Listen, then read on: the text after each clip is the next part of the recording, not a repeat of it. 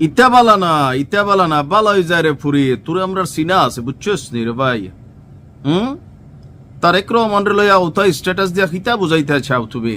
আমরা বুঝি রে, বুঝছই নি? তোমার যে দান্দা ওটা বাংলাদেশের মানুষের জানা আছে।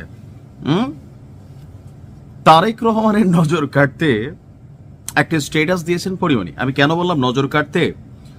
আমাদের মিডিয়া অঙ্গনে কিছু গিনিপিগ আছে, এদের কাজ হচ্ছে যখন যে ক্ষমতায় থাকে তাদেরকে তৈলমর্দন করা, ধরেন এদের সাথে সুকৌশলে মিশে যাওয়া, আর ওই সময়টুকু নিজেদের নিরাপত্তা বা বিভিন্নভাবে অ্যাডভান্টেজ দেওয়া। কারণ বিভিন্ন মামলার আসামি তারা ইতিমধ্যে আছেন। কথা বলছি বাংলা চলচ্চিত্রের নায়িকা পরিমণিকে নিয়ে। জনাব তারেক রহমান বাংলাদেশে আসার পর গতকালকে যে বক্তব্য দিয়েছেন, এই বক্তব্যের মুগ্ধতা এটা কম বেশি আমরা সবাই দেখেছি। আমি বিশেষ করে একটা ভিন্নতা পেয়েছি তারেক রহমানের বক্তব্যে। এই যাবৎকালীন সম্ভবত বাংলাদেশের রাজনৈতিক ইতিহাসে যতগুলো বক্তব্য আসছে, এর মাঝখানে এইরকম বড় আকারের যখন প্রোগ্রাম হয়, সেখানে বিপরীত দলের বিপরীত মতের মানে বিপরীত যে রাজনৈতিক ব্যক্তিত্বরা থাকেন প্রথম সারির, তাদেরকে নিয়ে দুই চারটা কথা না বললে রাজনীতির মাঠটাই গরম হয় না। দীর্ঘদিন 17 বছর বিদেশ থেকে জনাব তারেক রহমান যে শিক্ষাটা অর্জন করেছেন, সেটার প্রথম ধাপটা কিন্তু কালকে তার বক্তব্যের মধ্যে ছিল। অর্থাৎ এই মুহূর্তে সারা বাংলাদেশে বিএনপির নেতারা, সাধারণ যারা নেতাকর্মীরা আছে বা জামাত ইসলামের দুই একজন নেতা বাদ দিলে বাকিরা যারা আছে, আওয়ামী লীগ, শেখ হাসিনা, এগুলো ছাড়া কোনো রাজনৈতিক বক্তব্যই হয় না। কিন্তু জনাব তারেক রহমান গতকালকে যে দীর্ঘ একটা বক্তব্য দিয়েছেন, সেখানে একবারের জন্য তিনি আওয়ামী লীগকে গালাগালি করলেন না, শেখ হাসিনাকে নিয়ে কোনো কথা বললেন না, অথবা আওয়ামী লীগের রাজনীতি নিয়ে কিছু কথা বললেন না। তিনি তার ভিশন এবং মিশন সেইটাকে সামনে রেখেছে, আর এতে দলমত নির্বিশেষে তারেক রহমানের এই বক্তব্য প্রশংসিত হয়েছে।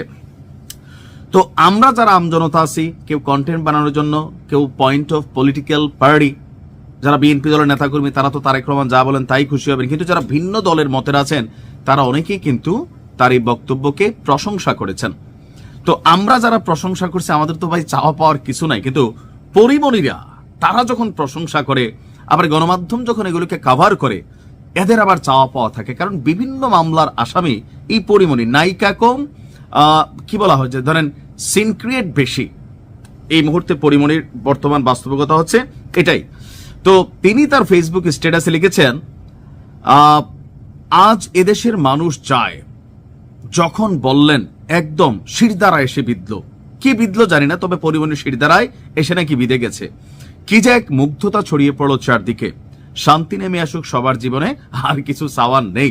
তো পরিমণির এই স্ট্যাটাস মুহূর্তে ভাইরাল। কমেন্টের দিকে আপনারা যদি দেখেন, অধিকাংশ কমেন্টকারী লিখছে, তুমি তো শেখ হাসিনার সময় শেখ হাসিনার আম্মা ডাক্তার, যখন ওই যে মানে মালটাল খাইয়া একটা মামলা টামলা হইলো না, বিভিন্ন স্ক্যান্ডাল যখন সামনে চলে আসলো, মুখে মুখে কেক খাওয়া খাওয়াই, তো মানে এই দৃশ্যপটগুলোর কারণে অনেক মামলা কিন্তু তার নামে আছে ইতিমধ্যে।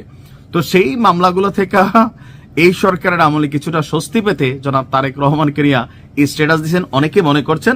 তবে আমি বিষয়টা একবারে নেগেটিভও দেখছি না, পজিটিভও দেখছি না।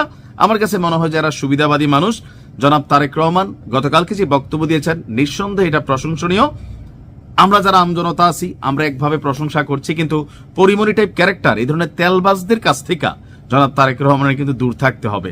ইভেন আরেকটা তেলবাজ গোষ্ঠী কিন্তু এই মুহূর্তে গজাই গেছে। হয় কি, তেলবাজির মধ্যে একটা মজা আছে, মানে যারা তেলবাজির শিকার হন আর কি, যাদেরকে তেলবাজি করা হয়, তেলবাজরা যখন চারপাশে ভিড় করে ফেলে, আপনাকে ঘিরা ফেলে, তাহলে একটা সমস্যা হয়, আপনি আপনার সমালোচনা গ্রহণ করতে পারবেন না। জনাব তারেক রহমানকে নিয়ে একটা কার্টুন আঁকছিল একটা ছেলে 5ই আগস্টের পরে, এটা নিয়ে অনেকে অনেক কথা বললেও জনাব তারেক রহমান তার স্ট্যাটাসে এটা শেয়ার করেছিলেন। এটা ছিল সমালোচনাকারীদেরকে তিনি স্বাগত জানিয়েছিলেন। ভালো থাকুন, আসসালামু আলাইকুম।